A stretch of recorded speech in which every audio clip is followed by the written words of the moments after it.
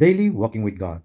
Kay kehachi redau kalu suite ni hai menaze Jisu Krista zigade salampe kai tigela. Tingwang samning zungai kara. The promised word of God for the month of October 2025.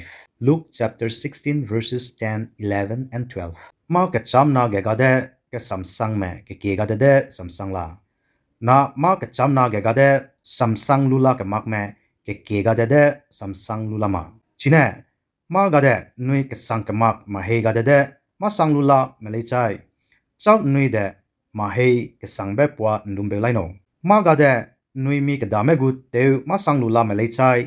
Chau nui ba gage ma kai e nui de teu pe nui gu te zino.